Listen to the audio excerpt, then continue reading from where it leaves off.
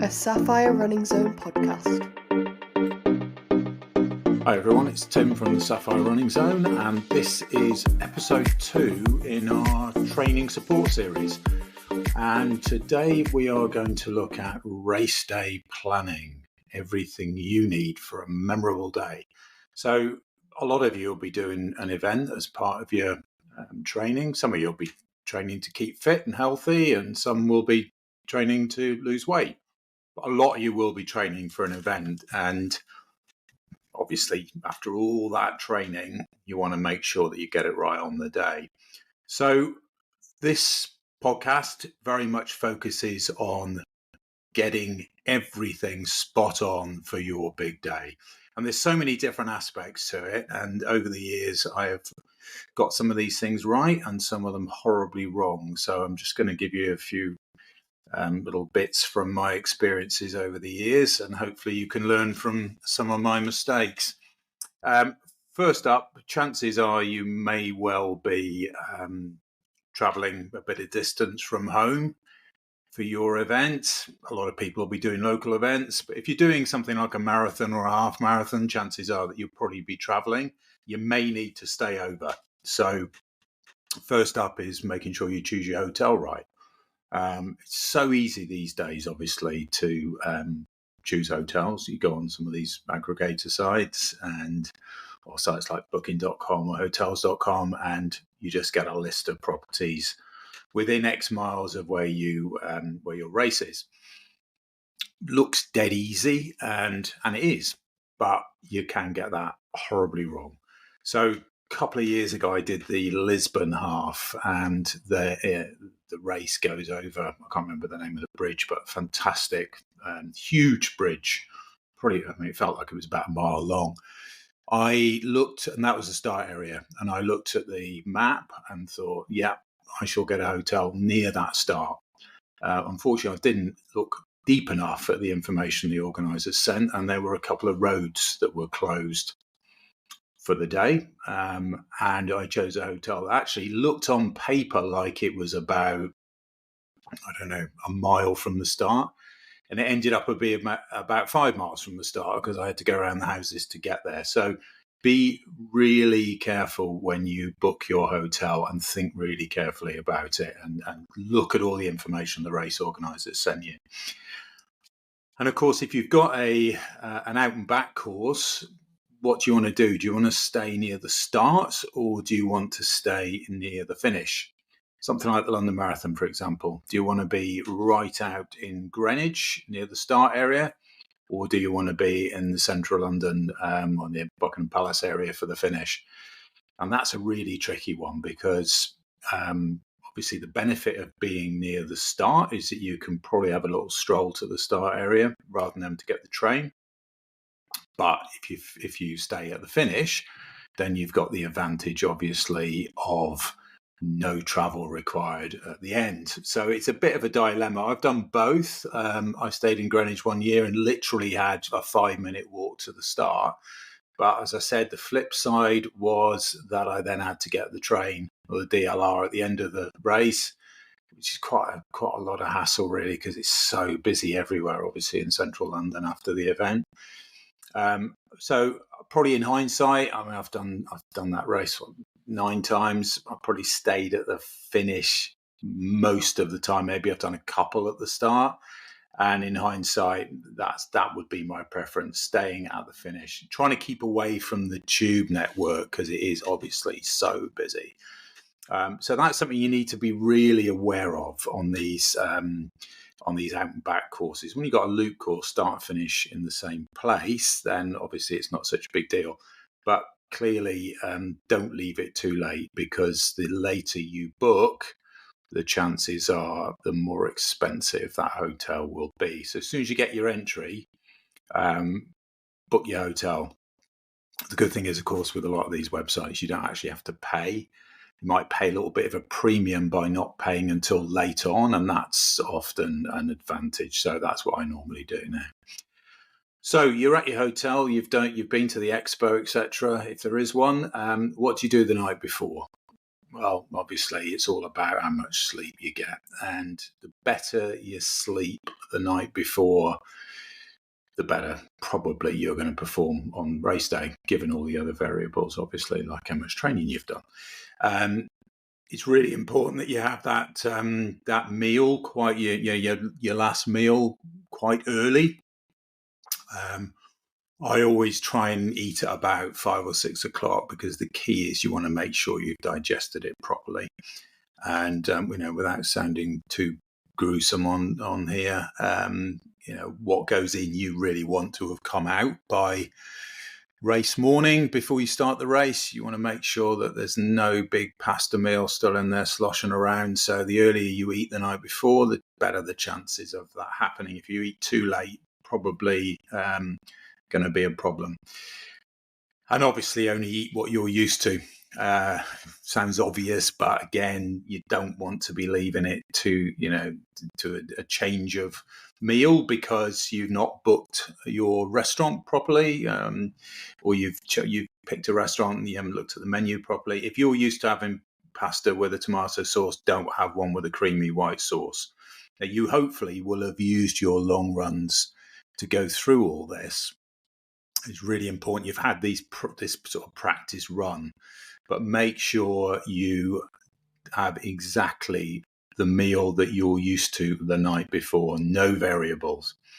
And then when you do go to bed, just before you go to bed, make sure that you set yourself a couple of alarms. I did the Disney World Marathon in Orlando one year, and I relied on, I asked reception if they could give me an alarm call.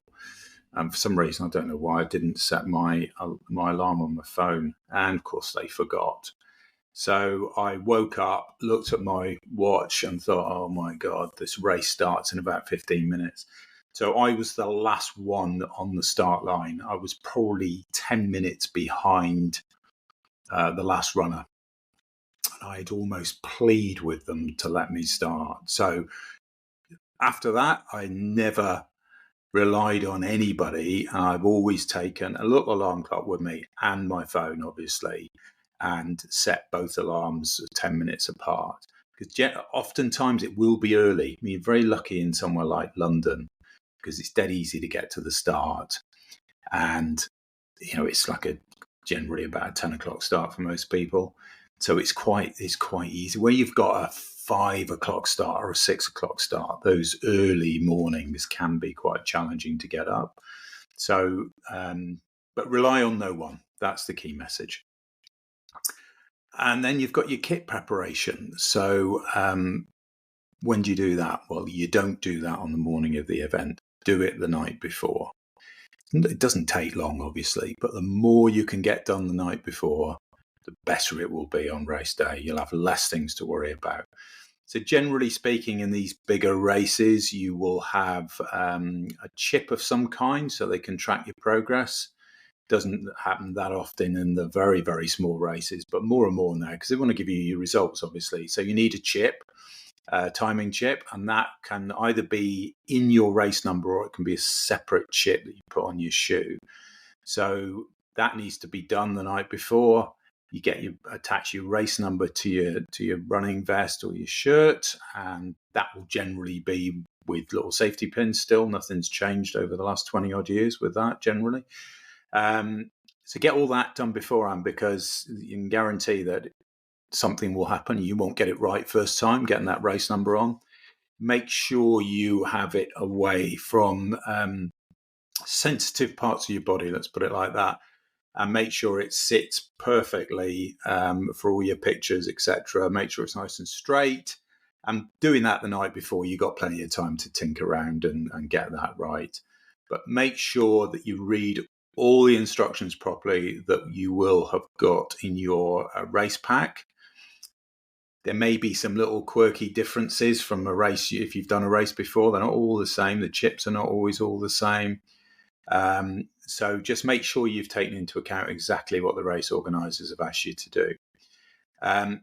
Make sure you've got your old kit. If it's an early start and it's a cold morning forecast, take some old gear with you to the start, because you don't want to be taking too much nice stuff in case you don't end up getting it back at the finish. So generally speaking, a race like New York or London or Boston, it's a bit colder at the start. You're going to be hanging around for quite some time. In New York, I've done that a couple of times, and in New York, you will be waiting around for about 3 or 4 hours, and it will be cold. So you need to make sure you got plenty of gear with you, gear that you can just leave behind. This often goes to charities, so the race organisers will arrange with a couple of charities that they come and pick all that gear up, so it's not ultimately going to be wasted. Really, really important to get that done. And with some of the races where you can have a long time to hang around, you also need to pack a book or something like that. When I did New York one year, I read a full 300 or 400 page book. I had that much time. If I hadn't had that amount of time, if I hadn't had a book with me, I don't really know what I'd have done for that length of time, because it is a long wait. New York's, again, a bit different because you've got to be over there before the main bridge closes.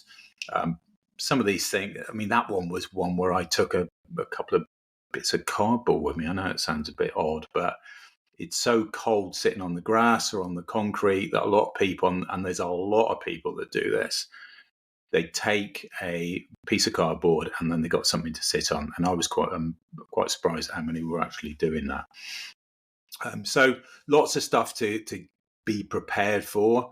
And when you're in, when you get your race instructions, and generally you'll get these quite a few weeks before the race, have a look for that kind of thing, and see if there's anything in there that you need to be aware of that's different to an event you've done before. Right, so on to nutrition. So race morning nutrition. Now, again, because the long run acts as a warm-up almost for quite a few of them, you have 6, 7, 8 long runs, and you should regard each of these as a warm-up. You should have had a practice by now as to what it is you're actually going to eat on race morning. So this is why you need to work out, when are you going to get up? How much time are you going to give yourself? Because how much time do you need for food and drink beforehand? Generally speaking, not much. I always, and I've done this for years, just stuck with tea and toast, or a banana, or a muesli bar. But again, only a muesli bar that I'm used to. Nothing different, nothing in the race pack, for example, because oftentimes you'll get race packs that have got sponsor-based products in there. Don't eat anything different. So I will have a routine, a cup of black tea, toast with a little bit of margarine on, or a vegetarian spread or something. I'll take a banana and maybe a muesli bar, but not always. But tea and toast is a staple in my my race morning nutrition. I have seen many times runners in race hotels, where I've been staying in the race hotel, eating a full cooked breakfast, which I just don't know how that can be done. And it could be if you were used to having a cooked breakfast on your long runs, the morning of your long run, and you're totally used to it. Yeah, that's okay. It's not a brilliant idea though, because the amount of grease in those.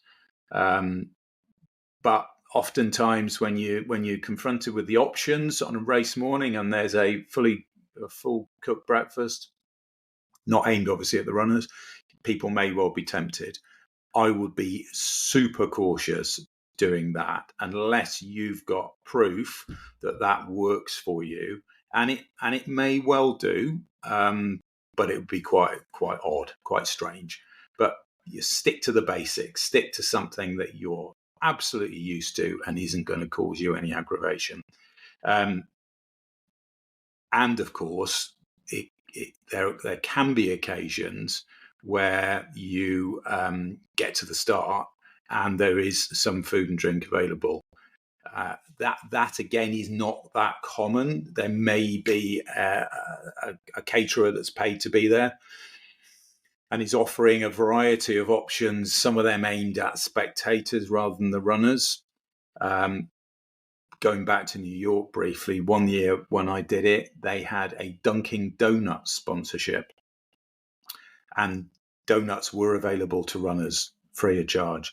And I was just baffled to see the amount of people, again, given that it's such a long wait, but the amount of people that were up and down to this Dunkin' Donuts van having free donuts. I mean, really not great idea. Unless, again, you're used to having donuts at the start of your long runs. And I'm not sure how many of us fall into that category. But, if it's proven to work for you, great. But I suspect for those that hadn't eaten a lot of donuts prior to a long run, that they would have probably parted company with those donuts at some point along the course. So how do we get to the start?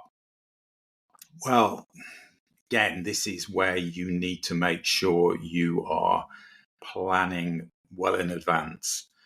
Somewhere like London, again, relatively easy. It's all really clearly laid out in the race day instructions that you'll get. And they all are, to be fair, with all these races, some better than others. But when you're looking at one of the majors, for example, or any of the other big ones like Paris or Amsterdam, any of these, it's all really clearly laid out. But again, you've just got to make sure you read it all, because it can be clearly laid out. And a lot of people just turn up at the nearest station to where they're staying and go, right, well, presume there's some trains soon. And there might not be. They might be at just given times and you might have just missed one. So make sure you know and you plan in advance. Some of them are a lot harder than others. New York's probably one of the hardest. Boston is not easy either. You've got to get up early and you've got to get buses that are put on by the organisers, and those take you to the start.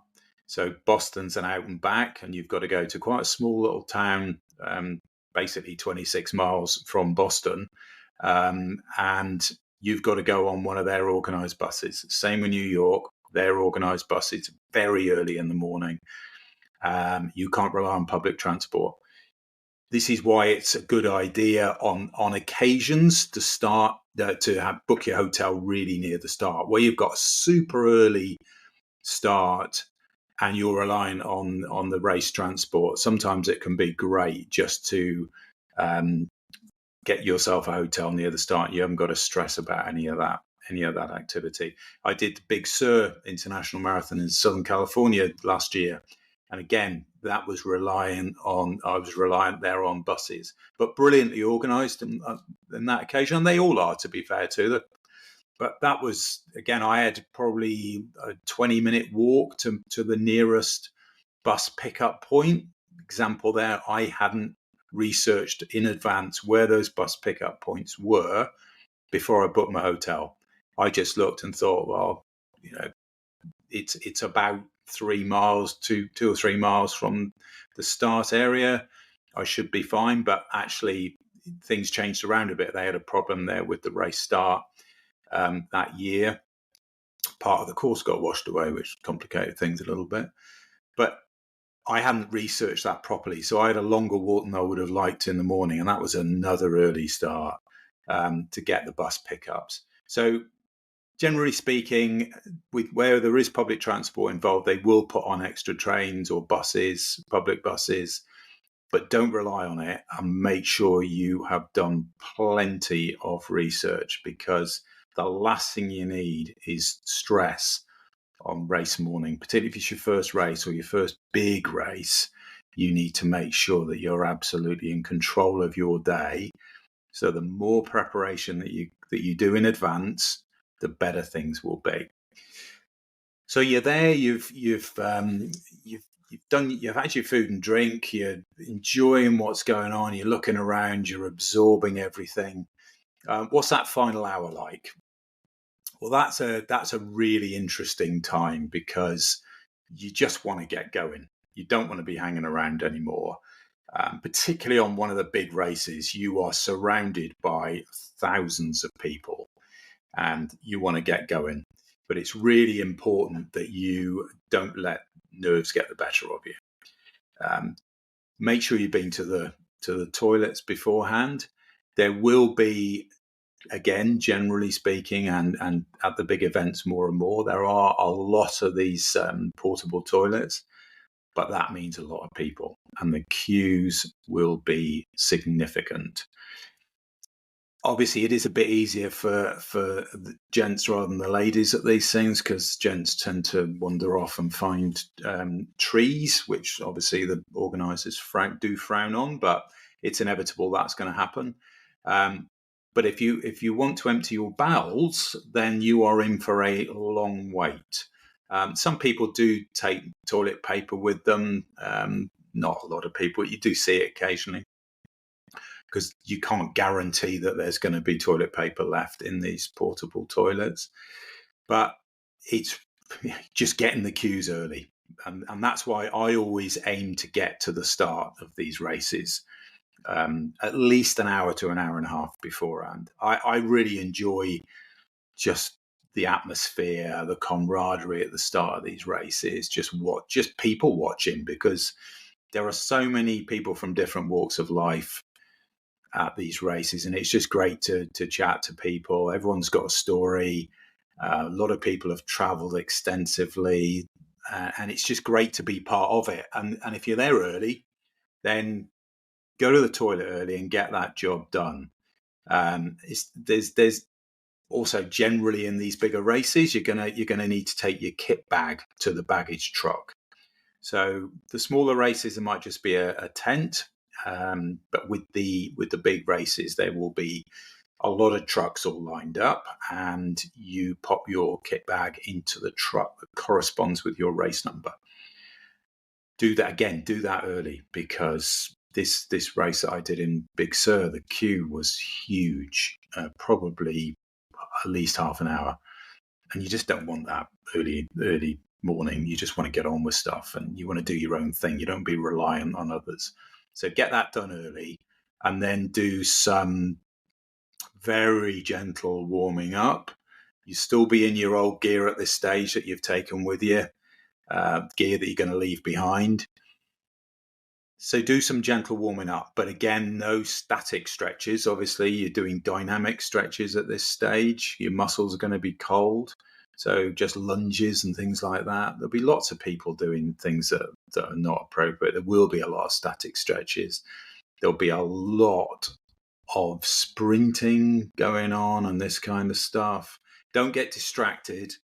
Don't worry about what other people are doing. Watch it. It is fascinating. Just be really relaxed and just be your own person. Don't worry about other stuff. Chances are you're probably going to end up being asked to move into your start area half an hour or so before the start goes off, before the start gun goes off. Keep aware of announcements. There's often a DJ and an announcer there who'll be telling you what's happening. Listen out. Remember what race number you are and when your start is. Then generally the big races, they all go off exactly when they say they're going to. So make sure you are in place plenty of time in advance. You won't be able to generally go into a corral or a start area faster than the one you put down on your race number, on your race entry, but you may be able to go back. So if you're not feeling it and you want to go back a couple of start and wave start areas, then you can do that, generally speaking, no problem. And I keep saying generally, and it is because races are very different. There can be a lot of changes. You may find that you could move back a start area very, very, very easily in one race, but try it in another race, and they might say, no, you should have made that change online before you got it a few weeks ago. So play it by ear. If you feel you want to move back, ask the question. If it doesn't happen, then so be it. Again, at this point, you've still got your old clothes on, your warm clothes on. And I'm talking now about races, obviously, where it is a bit chilly. Some races you go and it might be 20 odd degrees at the start. I did Singapore Marathon a few years ago, and that was about 25 degrees at the start at 5 a.m, I think it was. So no need for any old thick clothes at that point. That was a whole different experience. You don't need to get rid of the gear until, not when the gun goes off, but when you actually start running. And in a race like London, it can be quite a few minutes before you actually start running. So you get this big crescendo of the gun going off. Everyone's getting very excited because they're about to start, but actually they're not about to start. It could be quite a few minutes. I've run London in fancy dress most of the time, and I had to wait. One year, I was right at the back. I had to wait over 20 minutes to actually start running. Now that won't be the case for most people. You'll be gone after a few minutes, but don't just hear the gun and get rid of all your stuff. You could be waiting around quite a bit. So as soon as you start running, rip your gear off, put it to the side of the road. Don't just chuck it on the floor for people to trip on. Get it to the side, and then hopefully someone will come and pick it up and make good use of it. And then you're away. And we will talk about your race strategy in another podcast. But for now, prepare, enjoy the preparation, and just remember, the more prep that you put into your race, the better your race is going to be. I'll speak to you again soon. Thanks for listening to this Sapphire Running Zone podcast. Keep checking back as we have lots more podcasts coming soon.